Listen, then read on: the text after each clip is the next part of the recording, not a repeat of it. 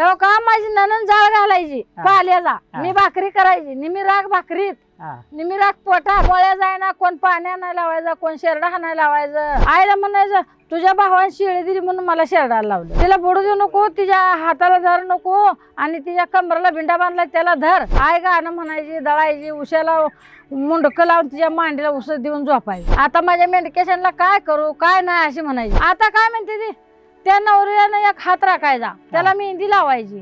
तेव्हा कुठलं मेहंदी, कुठला कोण, कुठली चमकीन, कुठलं नखपालीस.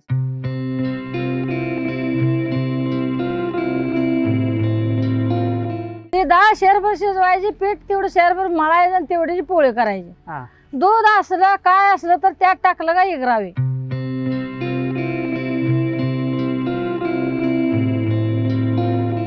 मग आमचा भाव कसा म्हणाय, पोहाय शिक, दमान दमान शिक, आज नाही ना तर उद्या येईल, उद्या नाही तर परवाच येईल. हे काय लोकांचे आहे, बिंडा काय लोकांचा आहे, बापू बी आपला, बिंडा बी आपला, मी हाय, तू कशाला भीतीस असं म्हणणार.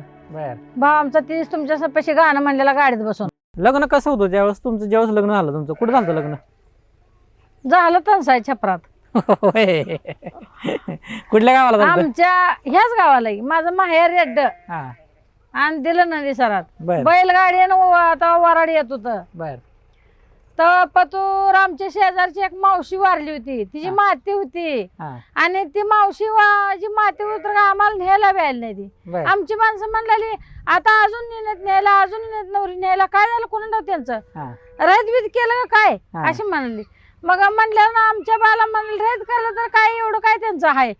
तर आमचा बा कसा म्हणला तसं नसतंय, रहित होणं म्हणजे काय, कशासाठी रहित होतं, काय होतं आपल्याला माहिती पाहिजे का नाही. बरोबर म्हणल्यावर ना आमच्या बाला म्हणले एवढं तुम्ही कशाला घाबरलाय, तिघी लेकींची लग्न केली, मला काय आठवलं नाही ना. आता ह्या पोरी लग्नाला जातात ती नेल्याची नाही तर जायला तर सायकलीवर कवा जायचं ह्या नंदीसर गावाला असं म्हणलं आमचा बा रेड्ड्यावरनं.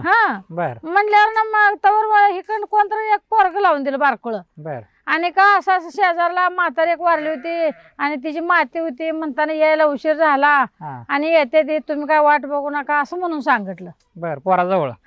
मग आमचा बा म्हणला बरं असू द्या म्हणला, तसं काय अडचण आली तर आम्हाला तर काय माहित म्हणला. म्हणल्यावर ना बरं चालतंय म्हण. मग त्याने विगा बसली, ह्याने विगा बसली, झालं संध्याकाळी बैलगाड्या एकामागे एक 7-10 बैलगाड्या झोपल्या आणि सगळ्या चुलतीशींच्या, चुलत काय सख्या काय मावस भावाशींच्या काय अशा बैलगाड्या झोपून 7-10 उभा केल्या. आणि एक पोरगी यायची त्यात नवरी म्हणणारी आणि एक दुर्डी हिकंड आलेली आणि ह्यांची 2 माणसं न्यायला आलेली आणि एक बैलगाडी. मग त्या बैलगाडीत बसून सगळे त्यांची बैलगाडी तकडल्या 7-10 अशा 11 गाड्या एकामागे एक ताणतच आणल्या. आणल्यात आणि आम्हाला काय माती कळते. आता काय म्हणते ती, त्या नवऱ्यानं एक हात राखायचा, त्याला मेहंदी लावायची. तेव्हा कुठलं मेहंदी, कुठला कोण, कुठली चमकीन, कुठलं नखपालीस काय होतं तेव्हा. त्या वेळेस आमची लग्न झाली. कवा आता लगीन होऊन झालं आमचंच लगीन. माझं 13 वर्षात माझा मुलगा जन्मलाय मला. मग ते माझं वय 13 असताना माझा मुलगा जन्मलाय. ती मुलगा 30-35 वर्षाचा आहे. मग तेव्हा काय आम्हाला ध्यानात राहावं, काय आम्हाला आठवावं तुम्ही म्हणताय सांगा, काय सांगा कशाच काय सांगा. शाळा तर मागे बी नाही पुढे बी नाही, शाळेला गेलाच नाही, कसलंच नाही. कस काय शाळेत घातलं नाही, बाण चौकीली केली म्हणून शाळेतच घातलं नाही. आल्या वाराला दिल्या, माझ्या मैत्रिणी नव्हत्या. आम्हाला मैत्रिणी असलं काय आठवू दिलं ना आमच्या बाण. एवढं असताना लगीन केलं, कुठल्या मैत्रिणी कुठलं आठवायला आणि कुठलं काय. दोतरात फडकं गळ्याला बांधायचा आणि मावळ्या संग शेरड राखायला जायचं. जेवढी बाबळ चांगली असेल तेवढा शेंडा खाली पाडायचा शेरडाशांना आणि ती शेरडाशाने खायचं आणि शेरड घेऊन यायचं. आईला म्हणायचं तुझ्या भावाने शिळी दिली म्हणून मला शेरडाला लावलंस. आणि असं करत करत 4 गुरा, 4 मसरा, 4 शेरडा, बैल, 2 खोंड अशी सगळी एकातच आणि मी एकटीच राखायला. लोकांसंग जा घेऊन म्हणायची. मी म्हणायची लोकांची माणसं कशी मला राखू लागतील, एवढी चित्राव कशी मला ऐकतेली. आणि आम्ही आईला आमच्या बाय म्हणतो तो. मग आमचा मामा 5 जण, त्या मामातला एक मामा आमच्या आईला बाय म्हणायचा आणि आमच्या मावशीला अक्का म्हणायचा. मग त्या अक्का म्हणायचं, तिला आम्ही आमच्या मावशीला आई म्हणायचो ना आईला बाय म्हणायचो. अशी आम्हाला सवय लागली. सवय लागल्यावर लोक म्हणायचे तुम्ही मावशीला आई म्हणताय ना आईला बाय म्हणताय, हे कसं काय. तर आमचा मामा सगळ्यात धाकला 5 जणात, 6 जणात आणि आमची आई 7वी सगळ्यात धाकली. मग म्हणल्यावर ना आम्ही म्हणलं, आमचा मामा एक म्हणत होता आणि मावशी बाय बाय म्हणत होता ते आम्हाला बाय म्हणायची सवय लागली असं म्हणलं ये घेतात ना काय बघायले.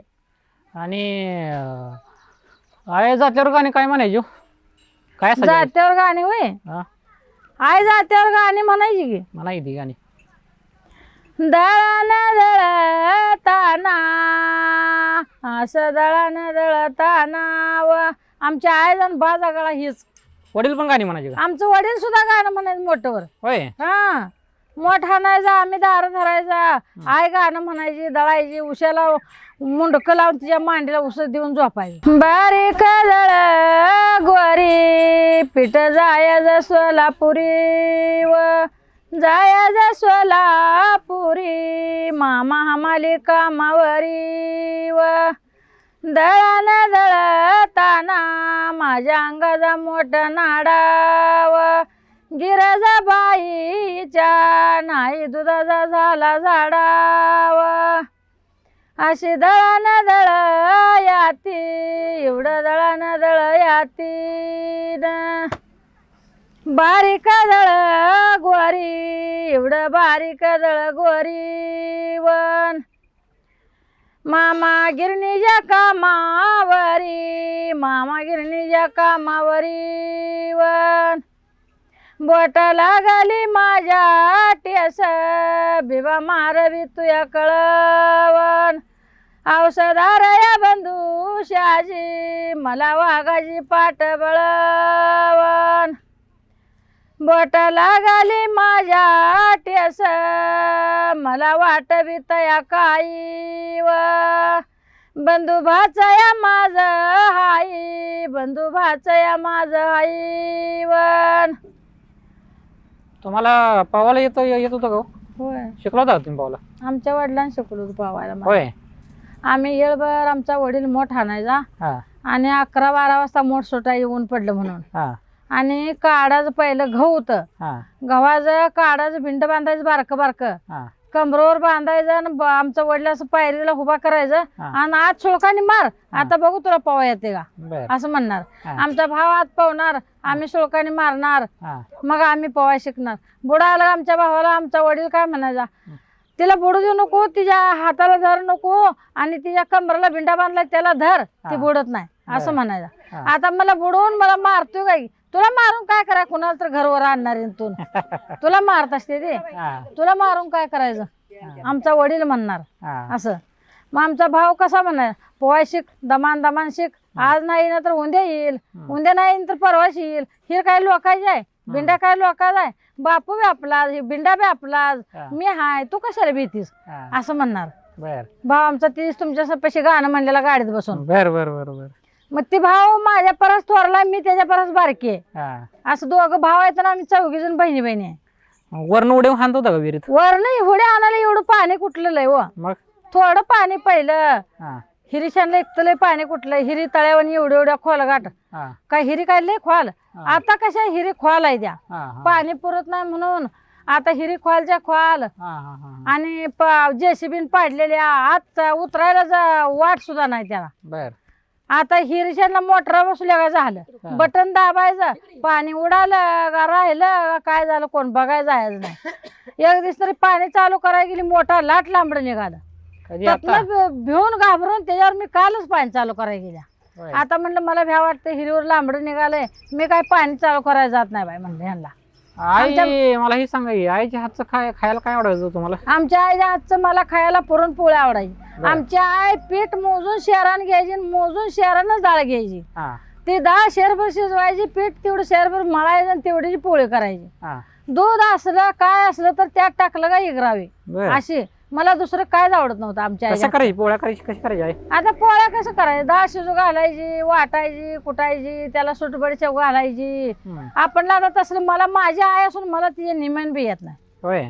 आता मापटभर डाळ शेरभर पीठ घेतलं तर मला येत नाही काय सांगू त्याचं. पण माझ्या आईला लय येत होतं शिकला नाही माझ्या आईला या भाऊच मला येत नाही.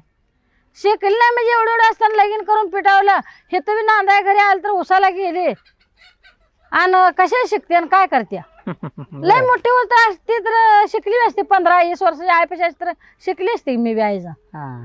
मग आईचं शिकायला का आपण असताना 11 वर्षाचं 11 वर्षाचं असताना लगीन केलं आणि सासऱ्याने मी म्हणला जाऊ उसाला लोकांचे पैसे उचलले तर कशाने फेडायचे आपली गरिबी सासरा माझा पांगळा आम्ही 3 जण माझ्या नवऱ्या सगळं भाऊ भावती 3 जण नंदा पांगळ्या सासऱ्यापाशी सासून संसार केला कशी तर बारकीची मोठी केली झालं मग लागली मार्गाला कशी तर नंदा बी 11-12 वर्षी उसडील गेलता 11-12 वर्षी माझी सासू आहे माहिती नसलं तर त्यांना विचारा त्यांनी माहिती सांगते. मग जमलं का तुम्हाला ऊस वगैरे तोडायला ते हो का माझी ननन जाळ घालायची पाल्याचा मी भाकरी करायची निमी राग भाकरीत निमी राग पोटात निमी राग काटवटीत असं व्हायचं जाळ तर होईना कर तेवढा पटाच पाडणार आलो आम्ही तेव्हा किती 6-6 महिन्याशिवाय येत नव्हतं गावाला.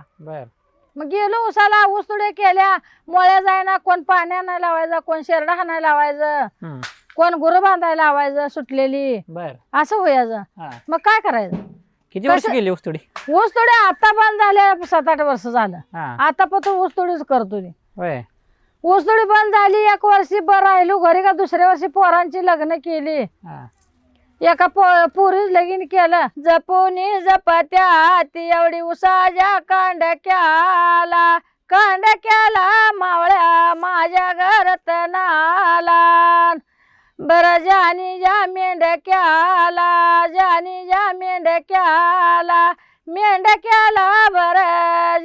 जा मेंढक्याला मेंढी बाई व कातरली ज्या कातरी वाजत्या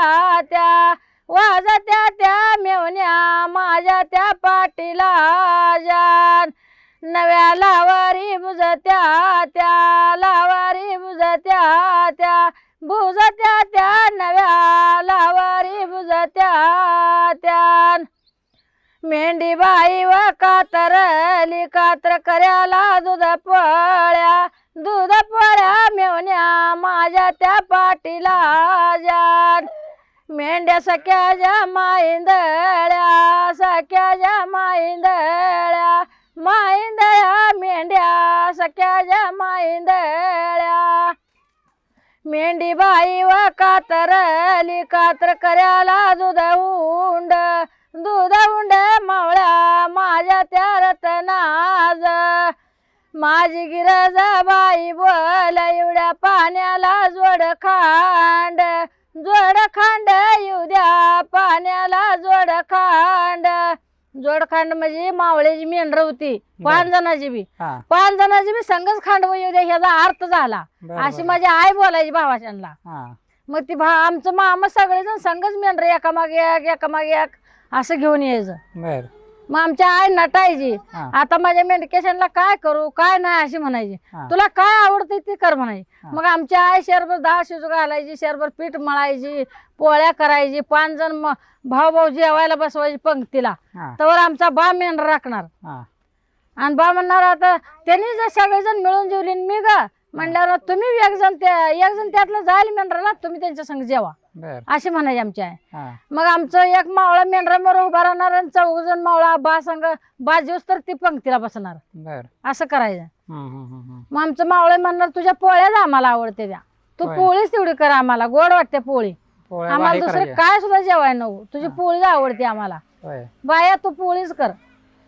रानातल्या पावसावर येणाऱ्या भाज्या कुठल्या असायच्या त्या काळात रानावर पावसात भाज्या येणाऱ्या काय शेपूची येत्या भाजी पावसावर पुन्हा झालं मेथीच येत्या राजगिरा येतोय तांदूळ येत्या न लावता म्हणजे आपोआप उगून येणाऱ्या भाज्या आपोआप उगवून येणारी भाजी राजगिरा आणि झालं तर तांदूळसा शी भाजी येत्या पुन्हा माठ पुन्हा झालं तर ह्याची काय आपली गोहळाची माठाची ती ह्याची दुसरी एक बारक्या पानाची काय त्याची भाजी नाव द्या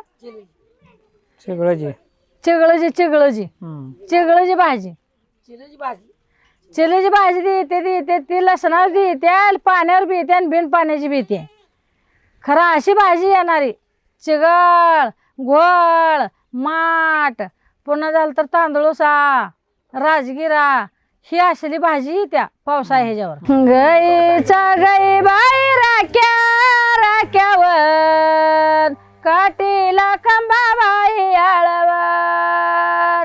देवी तरी दासन बाळा तरी माझ्या तुझ्या काठीला कंबा मगा याळवन गई गाबनी संभा मगा याळन एवढा गाईचा गई राख्यावा काठीला गुंगा मगा यारी यारीवन गया गाबनी डोंगा मगा यारीवन ह्या का गाईचा गई राख्यावन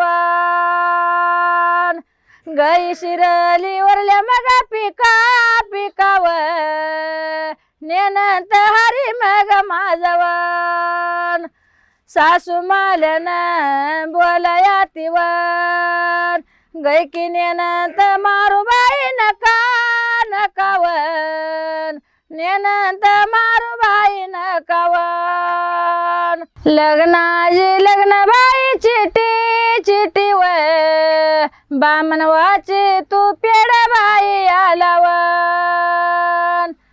बामणवाची तू पेड आलाव किती वरस लाडी मगाईला इलावन वरस लाडी बाई लावन एवढी लग्नाची टीव बामणवाची तू गाई मगा गाई गाई व मामा मंडळ आली कशी नाईवन ह्या का लग्नाची टीव